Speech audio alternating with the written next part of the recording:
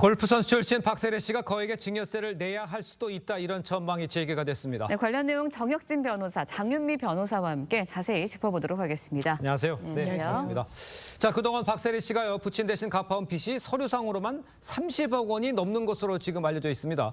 빚을 갚아주는 것도 지금 증여에 해당된다고 볼 수 있다, 이런 이야기가 나오는데 이거 정말이에요? 네네, 우리나라에 네. 상속세 및 증여세 법이 있어요.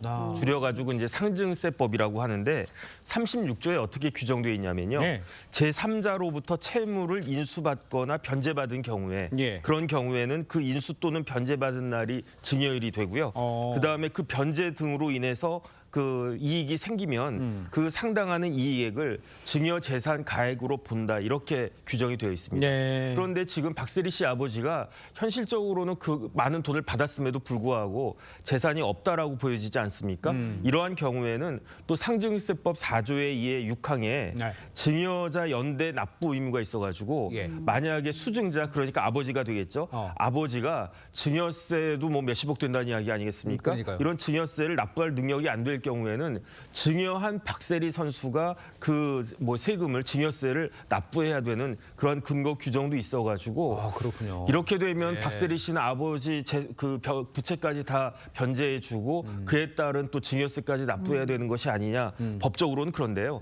그런데 만약에 아버지가 뭐 자기 아이들 뭐 아파트 사주고 그러면 당연히 증여세가 부과가 될 텐데 네. 반대로 이 케이스와 같이 자식이 아버지나 어머니의 그 부채를 변제해주고 빚을 대신 갚았는데 이 경우에까지도 증여세를 과세한다, 과세당국이 이 부분을 어떻게 처리할지, 어떻게 결정을 할지는 지켜봐야 되는 것이 아닌가 하는 생각이 듭니다. 네, 그렇군요. 뭐 네. 법적으로는 박세리 씨가 증여세를 낼 수 있는 상황이라고 말씀을 해주셨는데 네. 박세리 씨 역시 뭐 증여세를 넣을 수 없다라고 하면 그럼 어떻게 되는 건가요? 지금 짚어주신 대로 증여세라는 건 기본적으로 수증자, 그러니까 간접적으로라도 이득을 얻은 사람이 이제 내는 것이 맞습니다. 받은 사람이. 받은 네. 사람이. 그런데 아버지가 지금 자력이 없기 때문에 네. 이 상증세법에 따라서 연대 채무자, 납세자로 지정돼 있는 박세리 씨가 내야 되겠죠. 그런데 박세리 씨도 이 부분을 낼 수 없다라고 하는데 저희가 회생 파산을 하더라도 이런 국세, 지방세 같은 세금 같은 것은 감액이 되지도 않습니다.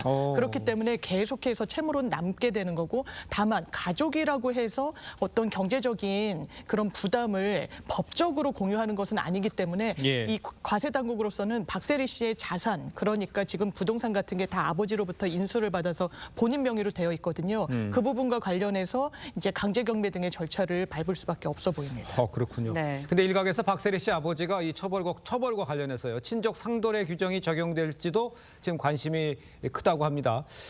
법률적으로 봤을 때 아까 잠깐 언급도 해주신 것 같은데 법률적으로 봤을 때 어떻습니까? 글쎄요, 이제 친족 상도례라고 하는 네. 것이 친족 사이에 재산 범죄 등을 처벌하지 않겠다는 거거든요. 네. 그러니까 부모 자식 간에 뭐 절도, 사기, 횡령, 배임 이런 게 있다고 해서 부모 자식 간에 이걸 처벌해야 되느냐, 이런 문제가 있다는 거죠. 네네. 그런데 여기에 친족은 직계 혈족, 배우자 이런 사람들이 해당되는데 네. 박세리 씨와 아버지하고 사이는 직계 혈족이니까 그렇죠. 누구보다 다 가까운 부녀지간이니까 친족 상도례가 허용될 적용될 가능성은 네. 많은데 예. 그런데 이 케이스는요, 범죄 자체가 재산 범죄가 아니에요. 그 다음에 사문서 위조, 뭐 동행사, 업무방해 이런 것들이니까 네. 친족 상도례로 규정되어 있는 범죄 자체가 아니고, 그 다음에 피해자가 박세리 씨가 또 아니잖아요. 박세리 씨 그 재단이기 때문에 이 재단하고 박세리 개인하고는 법적으로는 엄연히 다른 존재니까 친족 상도례가 적용될 여지는 없다, 이렇게 볼 수 있을 것 같습니다. 예. 네, 알겠습니다. 좀 지켜봐야 할 것 같고요. 다음 이야기도 해보도록 하겠습니다. 네. 음주운전을 한 뒤에 사고를 내고 친구에게 운전자 행세까지 시킨 50대 남성 법정 구속됐습니다. 그러니까 막 가수 김호중 네. 씨처럼 이렇게 음주운전을 한 거 아니냐, 막 이렇게 이야기들이 나오고 있는데 음주운전 혐의가 일단 적용되지는 않았어요. 네, 법의 허점이 또 한 번 드러난 거라고 보여지는데요. 이게 인천지방법원에서 최근에 있었던 선고 결과입니다. 네. 한 50대 남성이 일단 본인의 이제 그 운전자 바꿔치기 혐의로 재판을 불구속 상태에서 받다가 1년 2개월형을 1심에서 선고받고 법정에서 구속된 사안인데요. 예. 이 남성 같은 경우에 지난해 6월 20일 대낮 한낮 1시 30분쯤에 네.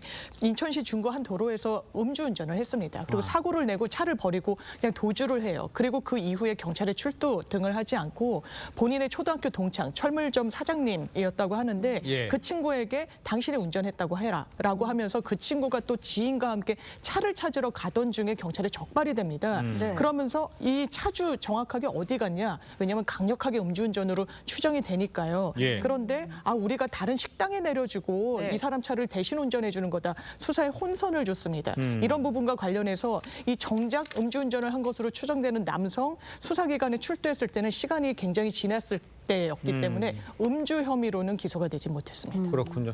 그런데 이제 50대 남성을 도운 이 친구와 친구 지인에게도 이 처벌이 내려졌다나요? 네, 이런 것들이 전형적인 범인 도피죄입니다. 아, 예. 그렇기 때문에 징역 6개월에 집행유예 2년이 선고됐다라고 하는데 이런 행동은 그냥 단순히 어려움에 빠진 친구 도와준다 이렇게 가볍게 생각할 게 아니고요. 예. 국가의 형사사법 기능을 굉장히 우습게 보고 이걸 방해하는 거기 때문에 간단한 문제가 아니고 범죄라고 하는 것을 명확하게 생각해야 될 것이다 이렇게 판단이 됩니다. 알겠습니다. 네, 일각에서 이제 김호중 씨 사건을 따라한 사람이 많아지는 건 아니냐 이런 네. 이야기들이 나오고 있어요. 그럴 수 있죠. 왜냐하면 검찰에서, 그러니까 지금도 김호중 씨 같은 경우에는 경찰에서는 이 음주운전 혐의 적용해야 된다라고 했는데 검찰에선 아무래도 공소유지가 어려울 수 있기 때문에 뺐거든요. 네. 그러니까 경찰에서 반발하면서 나왔던 게 그럼 현장에서 단속하는 수사기관 입장에서는 이 부분이 사람들이 음주운전으로 적발될 것 같으면 그냥 일단 도주부터 할 거다 이런 우려를 냈습니다.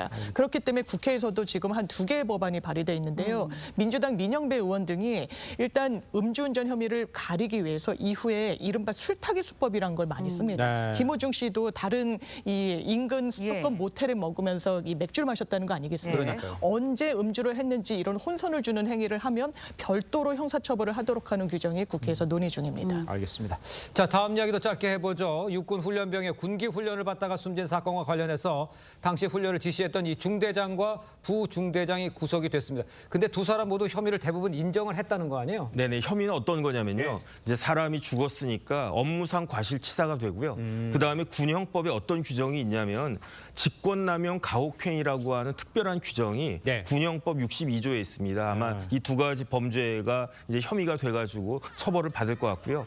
그런데 이 사건은 피의자도 그렇고 피해자도 그렇고 모두 군인 아니겠습니까? 그렇죠. 그럼에도 불구하고 사망 사고이기 때문에 군사 검찰이나 군 검찰이나 군사 법원에서 관할하는 것이 아니고 일반 검찰하고 일반 법원에서 그 뭐 수사되고 예. 판결을 받게 될 것이다 이렇게 볼 수 있을 것 같습니다. 네. 그런데 이제 경찰이 피의자들에 대한 뭐 노출을 문제 삼아서 법원에 내부 동서를 통한 피의자 출석을 요청을 했습니다. 그러다가 거절을 당했는데 네. 경찰이 피의자를 너무 보호하려 한 건가요? 그래서 시민단체 등에서는 아니 경찰이 가해자의 변호인이냐 이런 이야기를 하는데요. 저희가 법정에 출두를 하게 되면 판사들이 다니는 이 문과 일반 방청객이나 언론이 이제 출입할 수 있는 문이 분리돼 있습니다. 예. 그래서 일반인 같은 게 증인이더라도 뭐 피해자다, 성범죄 피해자거나 아니면 아동이다라고 하면 별도의 동선으로 출입할 수 있도록 배려를 해주지만 예. 이렇게 일반 피고인에 대해서는 이런 배려를 해주는 경우가 굉장히 드문 것도 사실입니다. 알겠습니다.